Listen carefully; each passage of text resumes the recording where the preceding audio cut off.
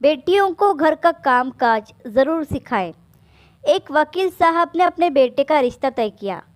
कुछ दिनों बाद वकील साहब होने वाले समधी के घर गए तो देखा कि होने वाली समधन खाना बना रही थी।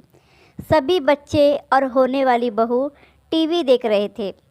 वकील साहब ने चाय पी, कुशल जाना और चले आए। एक माह बाद वकील साहब समधी जी के घर फिर गए। देखा भाभी समधन जी झाड़ू लगा रही थी, बच्चे पढ़ रहे थे और होने वाली बहू सो रही थी।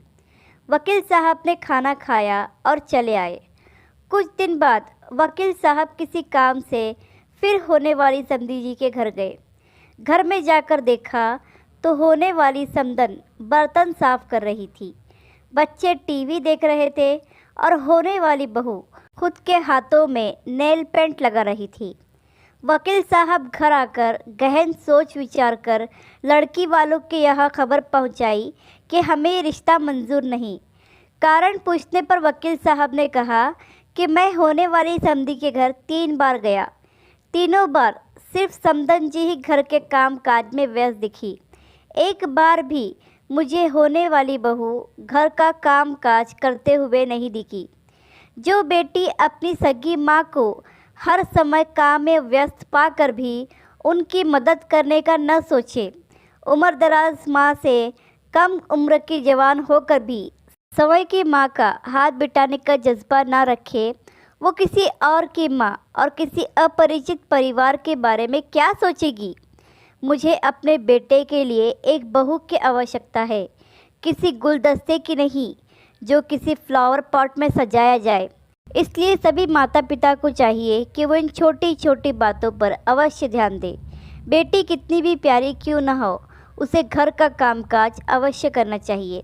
समय समय पर डांटना भी चाहिए, जिससे ससुराल में ज़्यादा काम पड़ने या डांट पड़ने पे उसके द्वारा गलत काम करने की कोशिश ना की जाए।